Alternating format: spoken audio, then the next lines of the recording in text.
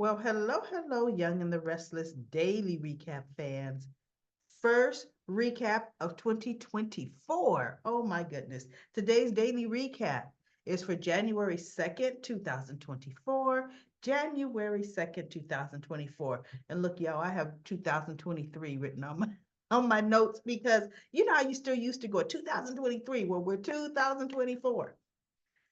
So this is not going to be a long recap, but let's dive right into it. We did a lot of scenes with Nikki and Victor. Very tender how he's handling her, supporting her. He wised up, had all the alcohol removed from the house, okay? Because Nikki snuck downstairs in her robe, went over to the bar and looked, and there was no alcohol. And then Victor comes up from the side and he said, I had it all removed, my darling. I didn't want that temptation to be here for you. And she looked and she goes, well, I'm a little angered, but I understand. Yeah, you angered you couldn't chug a lug and fill the vodka with water, girl. You know? And so they sat down and they just had like a heart to heart and they reminisced over past falling off the wagon times. Because Nikki will fall hard. Well, look, not just Nikki.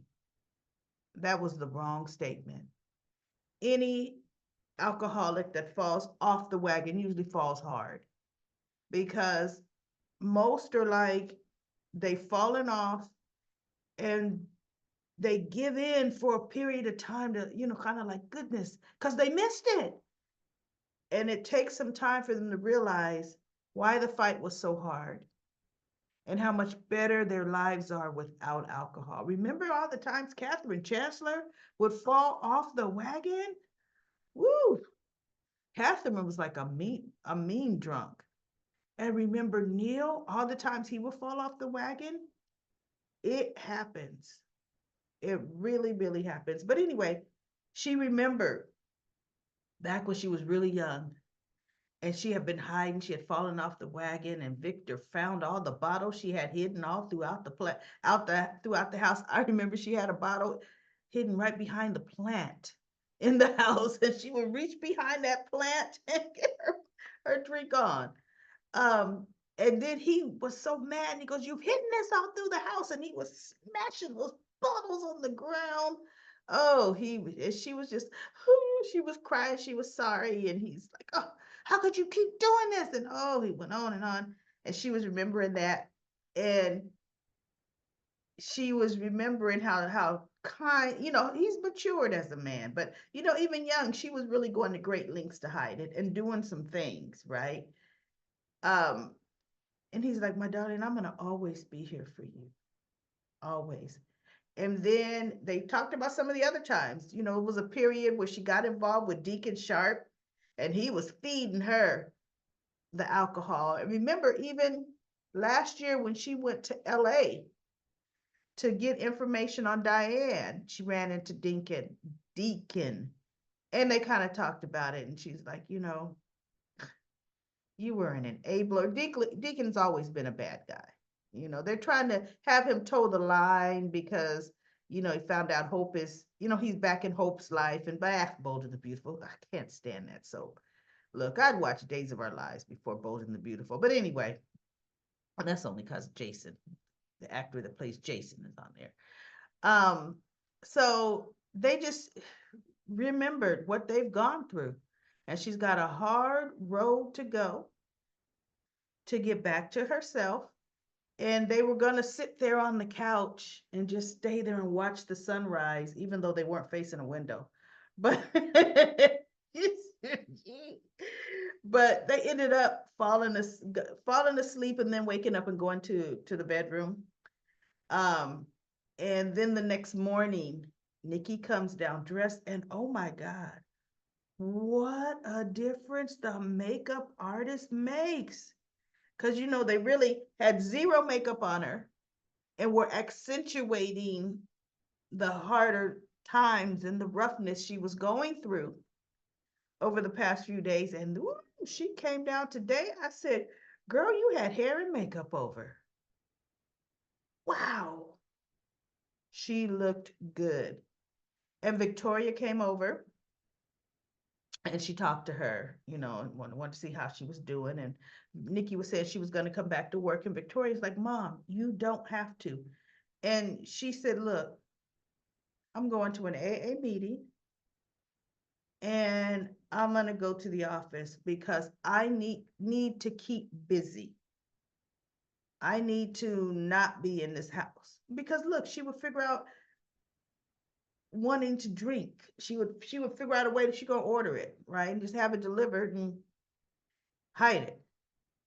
So she did, she went to her meeting and she was sharing, and that's the picture there. She's sharing at the meeting and talking, and then she comes in to the office. Now Victor has Neil and not Neil. Oh my God, I said Neil's name earlier. Had Adam and Nick in the office. And of course, see, Nick did more instigating. I can't stand him. And because Adam says, they finally told him all that happened. And he goes, why was I left in the dark when all this was happening to my family? And Nick's like, because you're on a need to know basis. Right? So then Adam looked at him and says, yeah, but see, look, I needed to know this. If there's anything. And so Nick says something and Victor says, that's enough. That is enough. Because he said, Victoria finding out she has a grown daughter, and it was Claire, because, they knew Claire. And he says, this must be rough on Victoria. If there's anything I can do to help. And Nick immediately said, there you go, trying to angle yourself for your own best interest. And Adam looked at him and said, that is absolutely not what I'm doing. I'm trying to be, oh, see. And so that's what Victor was like, that is enough. And he was mainly looking at Nick. And Nick's like,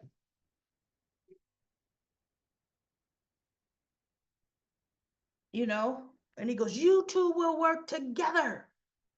If this whole ordeal has taught us anything, is we must work together. This infighting will stop. Right? So Nikki comes in and Nick is like, how are you, Mom? And blah. She goes, I'm doing okay. I just left a meeting. And Adam says, Nikki, I'm so sorry for your ordeal that you've gone through. They just filled me in. If there's anything I can do, please just let me know. She looks him in his face like hasn't said anything. See, I understand, Victor, you're supportive of her, but see, that's part of the problem right there too. Part of the problem. Nikki didn't even have the common decency to just say, thank you. That's it. No, she looked at Adam as if he hadn't said nothing to her. Uh-uh. But before he got called in, he and Sally, they talked. And actually, they met downstairs because it all kind of started after midnight. And they had come downstairs much after the clock struck 12 because neither one could sleep. And they talked and everything. And they actually, Sally asked him, would he like to join her for dinner later that night? And actually, she called him later and asked him that. And he said, wait, you mean like on a real date? And she was like, yeah, real date. So, they're not rushing back into the sack. Because, see, Sally loves to not have conversation, just sleep with somebody, sleep with somebody, sleep with somebody. And they don't get anywhere relationship wise. It's all about the sex. So they're going to have dinner, which was cool. Nick talked to Sharon at Crimson Lights and told him everything. And she's like, wow. And then he told Sharon, I wish Victoria could talk to you because I think she's going to really need somebody to talk to. So Sharon was like, well, I'm here, right? So Cole and Victoria, of course, we got scenes of them talking. Cole goes to the hospital and Claire's sleeping, and he just sits by her side, just sitting there, just watching over her. He was talking to her. She was pretending she was asleep or pretending to be asleep. Who cared? He just letting her know I'm here for you. So then Sharon comes into Crimson Light. Oh, Sharon comes into Crimson Lights. Not Sharon. Sharon works at Crimson Lights. Victoria comes into Crimson Lights. I'm sorry. Who is that woman? Gorgeous. I think Sharon had some other kind of work done. Her lips, you remember when she had the puffy lips and she could hardly navigate? They've shrunken back into normal size. I hope they don't make her do nothing else with that. But I don't know. Did she get a little face tightening up or something? Because I noticed as she was talking, there was no flexibility, which usually means some tightening, right? But she looks gorgeous. This woman's in her 50s and looking a day of 36, right? She looks like she and Chance could be seeing each other. I was like, go ahead, Sharon Case, which is her real name. Wow. But don't do too much, girl, because it starts to go the wrong way. So anyway, Victoria, she comes in, she goes, Victoria, Nick filled me in on what's going on. My thoughts are with you, you know, and she says, Victoria, if you ever need someone to talk to, I'm here for you. And Victoria looked at Sharon and she said, actually, I would like to talk to you. And Sharon says, sure. Here, let's have a seat right here. And Victoria was, telling her feelings on, now having this adult daughter, lost so much time. She goes, how do I make up lost time? And blah, blah, blah. And Sharon says, well, Victoria, you can't make up for lost time, but you can make good use of the time you have now. She said, you could be there for your daughter now and get to know her now and let her get to know you because you can't go back. You can only go forward and show her who you are. And Sharon thought, okay, I could do that. But, like she brought up, I think she said brought up work or something. And Sharon said, you could take off work and you could spend that time with your daughter right now. And Sharon sat there like, huh. So Sharon goes into the office and, Nikki walked in. Remember, I said she walked in and couldn't even open her mouth to be cordial to Adam. And Victoria walked in and said, oh, is this a family meeting that I didn't know about? And he goes, no, just filling everybody in. And so she goes, good, I'm happy you're all here. I have something I want to say. I'm going to be taking a leave of absence because I'm going to be spending this time to help Claire heal and to get to know my daughter. And Victor kind of sits back in his chair like, wait, what? Kind of like now. And I'm thinking, I want to see how he's going to play that. Because this is his daughter. This is another Newman. Can understand why Victoria would want to do this. Let's see if he says, yeah, but, my darling, you can still work and then go visit. We'll see. We'll see what he says. Because just because a soap opera has a funny look on your face, when they come back the next day, they say something the opposite, like, I'm in full agreement, my darling. Right? So it's interesting with Victoria having a leave of absence, he'll probably promote Nick as temporary CEO, co-CEO, and he'll promote Adam to COO. Probably that's how he'll shift it, right? Even though you ask me and everybody else, the best co-CEO would be Adam, not Nicholas. Adam and Victor work better together than Victor and Nick, and that's the truth. But we'll see. I think he'll just move Nick up the line. And then Claire, there was some time where they showed scenes, especially in the beginning, to where she's in her head. You know how Jordan just left her to fend for herself for the police and then tried to kill me. She's feeling sorry for herself, just feeling like she's not worth anything. And she pretty much decided not to let anybody in, to keep them all at arm's length. She says, I'm not even going to let my parents get close to me. And then she says, wait a minute, stop calling them parents. Cole and Victoria. She know doggone well she can't wait to say, Mommy, Daddy. She can't wait because she was deprived, didn't she? Thought they didn't want her. So as much as she wants to keep them at arm's length, she's going to cave and cave fast, right? So I wonder how long is the actor playing Cole going to be on the soap? How long was his contract? I like him, but I mean, doesn't he have a life? I think he does something. I forgot what they said he does. Doesn't he have a life to get back to? But it sounded like what he does can be done remotely. It doesn't have to be done in LA where he was. So anyway, that's it. That's it for Y and R. Let me skim through my notes. Yep, that is it. Let's go to Comment Corner. We have a few comments here. Anita says, Daniel speaking with Lauren and Michael.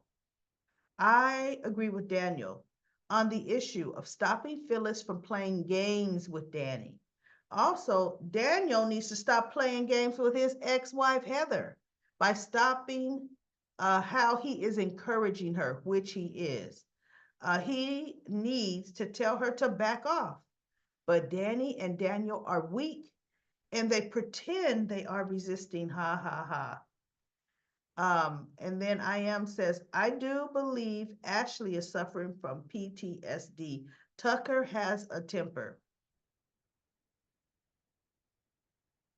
Yes, Tucker has a temper. But let's think about post PTSD from what? It wasn't from that wine glass. I'm going to tell you right now. She and Jack, over this year alone, have had more intense fighting and just yelling and just ready to tear each other's throats out. More than what Tucker did. And she was the one who was doing all that. Come on now. But someone would have intervened, meaning if Tucker was violent. I don't think Tucker would do anything to her or any other woman physically. No, he would not. He would just plan your demise. You could look up you could expect to have negative stuff on social media, or look, your bank account shut down or something. Tucker knew Ashley was playing games with him and he needed it to stop. Yes, he did. You pushed him too far.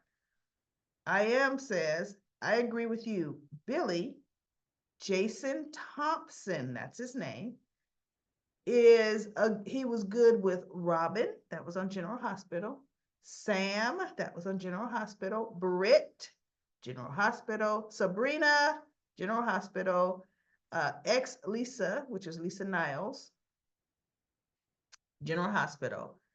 He has on-screen chemistry. And him with the replacement Phyllis, remember when they had that replacement actress for Phyllis because Phyllis was on General Hospital?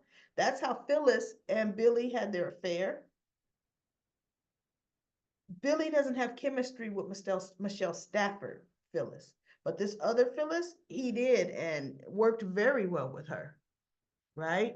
He does have on-screen chemistry with any woman they put in his path.